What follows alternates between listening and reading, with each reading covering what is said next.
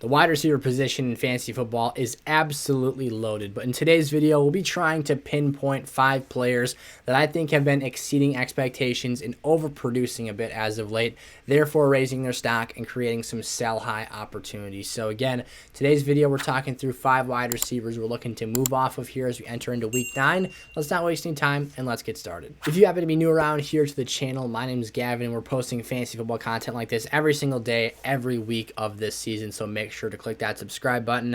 The first player I'll be talking through in today's episode is actually an extremely talented wide receiver, but someone that I don't believe long-term is set up to find consistent fantasy success. And that's something we started to see play out through the early stages of this season. And throughout some injury circumstances, trade-related scenarios, I think Aiyuk's popped a little bit as of late as a result of some things we're going to talk about here very briefly. But at the end of the day, I do think that the last 3 weeks of productivity aren't something to expect as a norm going forward for him. So to recap, he had 6 catches for 81 yards and a touchdown this past week against the Los Angeles Rams in a 17-point victory. However, the one asterisk next to this particular circumstance is that there is no Deebo Samuel on the field. So basically, when I feel that Deebo Samuel is healthy and 100% ready to go for this team, he is the #1 pass-catching wideout for this San Francisco offense. That immediately bumps Brandon Aiyuk down the pecking order. And then you've got the circumstance of George Kittle also competing for targets, and now Christian McCaffrey, who is coming off of a monster game, leading this team in receptions for the week against the Rams in just his second game with the team. So there are a lot of mouths to feed in this offense. In particular situations, Brandon Aiyuk's been moved up the pecking order because of the fact of injuries to other pieces or CMC's first game in town, seeing just a 28% snap count percentage. These things have contributed and allowed Brandon Aiyuk to succeed because, again, he's super, super talented, and he will produce high ceiling numbers in spurts and at particular times here. The reality, though, is that this is not something to be consistently relied on because we know that he is either the 3rd or 4th playmaking option for this offense. So there will be times when this team puts up a ton of points and he's able to go out there and get things done. But again, the reality of the situation, he's catching passes from Jimmy G. This isn't Patrick Mahomes, who can go out there consistently and deliver for a McCole Hardman, a JuJu Smith-Schuster, hopefully now a Kadarius Toney, and a Travis Kelce, and even one of the running backs as well. Like, this is not that type of team, and this is a quarterback that has limitations of his own. At the end of the day, I think that when you knock him down that pecking order a bit, it will impact his fantasy scoring. So right now, Aiyuk, though, has been a very, very prominent asset and a guy who has produced 3 straight 80-plus yard and 11.5-point games in half PPR scoring. JuJu Smith-Schuster moving into the next asset here. So talking some Kansas City Chiefs, we just briefly referenced them. This is a player who I also feel right now is slightly outperforming his expectations moving forward. Now, some of this is projection-based. You've got the introduction of Curtis Samuel, who was traded for by this team, a former first-round pick of the New York Giants, extremely explosive, extremely dynamic, and I think could have a big role in this offense. We'll see if that's the case moving forward, but for JuJu, his last 2 games, he's currently the wide receiver 28 coming off of a bye week here in week 8, have been his best 2 games of the season. He's coming off of back-to-back 100-plus yard games with a receiving touchdown. And while JuJu has been nice through those 2 games and, produced very solid lineup-worthy performances, this isn't a player that I think going forward will give you that consistency component that I think a lot of us are hoping for. Now, obviously, again, the projection component is Kadarius Toney's involvement. We don't really know what that's going to look like going forward. And I'm not saying his involvement is going to totally kill off JuJu's role here by any means, but I do think it matters and has an impact. Maybe it's not immediately felt because obviously Kadarius has to learn the playbook and feel incorporated into this offense, but this is a team that has a lot of playmakers and runs what I call pretty much a wide receiver by committee system. Every week they're feeding a different mouth, except Travis Kelce. He's there every week doing his thing. Everyone else is going to get their number called at a different circumstance, and we've seen that kind of be the case here throughout the first month and a half to now passing the 2-month marker of the season. So JuJu Smith-Schuster, I don't mean to bash on him here or anything. He's been a fine level producer for the last couple of weeks, but this is just a situation that gives me a little bit of hesitancy and pause here as we move forward this year. Garrett Wilson, take advantage of this big game he's coming off of here. He's the wide receiver 33 today, not someone that you're going to be able to sell for a high high level of trade compensation. However, what you can do is include him in a package deal for an upgrade, or use him to go buy low for another lineup piece. Maybe you're hurting at a different position, whether that's a low-end tight end one that you're looking for, or some sort of a fringe running back that you just really need to get your hands on somebody due to injuries and bye weeks and whatnot. So for Garrett Wilson, he finally showed up with Zach Wilson. His quarterback finally delivered him a 5+ point outing in half PPR. He's not scored over 5 points since week 9, where he had 9 points in half PPR. So he's left a lot to be desired. We know that he is the unofficial but also official alpha wide receiver 1 for this offense, especially with Elijah Moore getting knocked down the pecking order due to his trade demands. And now I think that this is a situation where he's just at the mercy of his quarterback play. Zach has talent. He has the potential to deliver a ceiling, but the floor every week is very unreliable. It's very shaky here. And for a guy who, again, I think is the alpha wide receiver 1 in this offense, you would like to see some more consistency. So for me, the schedule coming up here is a bit brutal. He's got Buffalo in week 9, a week 10 bye week, and then he has New England, who he just produced a 6 out of 7, 115-yard game against, 6 out of 7 being 7 targets, 6 receptions. So we like to see that catch percentage there. We like to see that involvement, but at the end of the day, it's still not elite volume.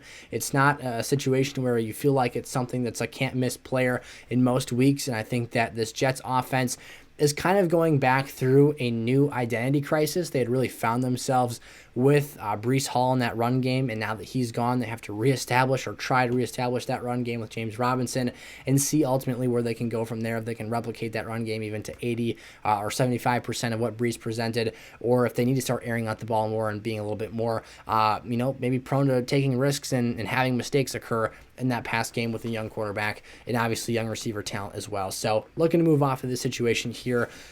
DJ Moore, this is our sneak peek into our last pick here, our last technical wide receiver here. You'll see what I mean in just a second. But for DJ Moore, basically what happened this week is this is a very circumstantial sell. So, of course, this is a must-sell video, or sell high, if you will. There are opportunities for some teams, some DJ Moore owners, to sell DJ high here and maybe get a player who has a better track record this season of just consistent play. If that's something your team needs, it's worth entertaining here. I do understand the idea and thought that PJ Walker has kind of unlocked DJ Moore and really presented a fantasy resurgence for him. However, there's just this part of me on the inside that doesn't necessarily trust Carolina, if crisis hits, to take this, free agent signing at quarterback a couple years back and really stick with him through thick and thin. Like, they have draft capital compensation invested into trading for both Sam Darnold and Baker Mayfield. The second things go south with PJ Walker, I would not be surprised to see him yanked by the chin strap and tossed right back onto the bench. He, to me, is the clear best option for this team. After seeing some of the arm talent that he has, and honestly, not even just in this game, he has had a rope in different preseason games. He's had other opportunities to start during his career. The different start earlier this season, he delivered one of DJ's best performances of the season. He deserves to be this team's starter, but as I said, Baker and Sam are getting healthier. Baker's been able to be active as a backup. If things get turbulent, they've been competitive the last 2 weeks here. If PJ throws a handful of picks, it will not surprise me to see Steve Wilkes snap his fingers and go right back to Baker Mayfield, who created this whole monstrous disaster for DJ Moore in the first place. So I'm going to continue to be slightly pessimistic towards him here. Not the player. DJ Moore is a fantastic wide receiver. The issue is the quarterback play in the overall offensive structure and how it relates to his ability to be a consistent playmaker for this team. Obviously, CMC leaving opens up work in the passing game and the offense as a whole, but Deontay Foreman's been toting the rock well on the ground. Chuba Hubbard was helping out as well in his first game without CMC. There's a lot of things to break down in this offense, and at the end of the day, coming off of a 150-plus yard game, a touchdown as well, what better opportunity to sell high? Now, for other teams, this is a case-by-case scenario. Maybe you find yourself in a circumstance where you just need upside and just someone to fill a receiver role. I talked about this with some Discord members the other day as well. Actually, yesterday when you're seeing this video, today while I'm recording it. But there's, maybe an opportunity here to buy high for some teams that just need a talented playmaker that's capable of going out there and giving them a ceiling, despite the fact that the floor might not be the most, flattering thing in the world. So case by case, team by team here. Of course, if you're looking to buy or sell DJ Moore, again, this is a sell take here, but again, there are circumstances that you can obviously argue both ways. Let me know your situation, your team record, what you're looking to do here, and I can try and help give you some guidance on what the best approach is for DJ Moore in your lineups the rest of the way here. And then Kyle Pitts. So yes, Kyle Pitts is not a receiver. Obviously, you guys know that. However, he's basically a pseudo wide receiver here, a player at the tight end position who was the most athletic of his, slated position on, a given depth chart. The reason for Kyle Pitts being in today's episode is the simple fact that fantasy players made my job extremely hard on me this week. I could not for the life of me go through, including the players on bye week, the Chargers and the Chiefs this week, and find a fifth name that I legitimately was looking to sell high on at all costs. Now, there's some sell low players, if you will, but obviously that's not the game we're trying to play here. So I just felt at the end of the day, looking through the productivity and the numbers, the production of these players, I was hard-pressed to put DJ Moore in here. As you see, I basically put the counter argument out there for you as well, just because I feel that it could go either way for different circumstances and team situations. But I felt that the productivity levels of the wide receiver position, which is so deep and has so many relative and relevant playmakers there, I just didn't want to sell some of these guys high this week. I felt that it was just a better choice to hold because the guys you wanted to play well did. The guys that we had our question marks about underperformed. Basically, this week played out as it should have here. So with the exception of some of these guys that have changing situations, injuries took place. With Garrett Wilson, it's an Elijah Moore thing and just a Breece Hall thing, which opens the door for him to produce more. Aiyuk, it's Tebow going down. For JuJu, it's Kadarius Toney coming in, an inconsistent play up until the last 2 weeks. DJ Moore, we know the story. It's been a miserable year. So basically, we're looking to take Kyle Pitts here in a situation. I hope I outlined at least, my reasoning for putting him in today's video. We actually put him in a buy low receiver episode earlier this season as well, where I felt that all the receivers we felt highly about produced highly, and you didn't really want to buy a high on anyone per se. So for Kyle Pitts here, this is a guy who is thought of as the tight end 3 in the pre-draft process for 2022 fantasy football, and has been a total flop this year. Now, this game presents a season-high production and opportunity level for him, a season-high 9 targets and 80 yards receiving as well as a touchdown. That's really all you need to know right there. If you can generate optimism, if you can pull a trade-off to get something, an asset, whether it's a lower-end running back 2 or a wide receiver 2, maybe it's a different tight end, you just feel comfortable with their floor, you can move off of Pitts here based on his name value, his upside, and his last games or recency bias generated by that productivity to get yourself something in return here. I still have my reservations, my question marks, my skepticism about Kyle Pitts' involvement in this offense.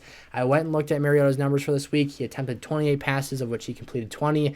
That was his most of any game this year since week 1, which the reasoning and context behind this as well is that the Falcons held the football twice in overtime, which obviously adds more attempts. One of the passes was a deep shot downfield that got intercepted. Carolina should have been able to take the lead, but you get the point there. Young Oku kicks the game-winning field goal. Basically, the game script and overall addition of an extra quarter added more opportunities to pass. So that's just not what this team's doing. That's not what they're trying to do right now. It's just the reality of their offensive coaching with the quarterback they have right now.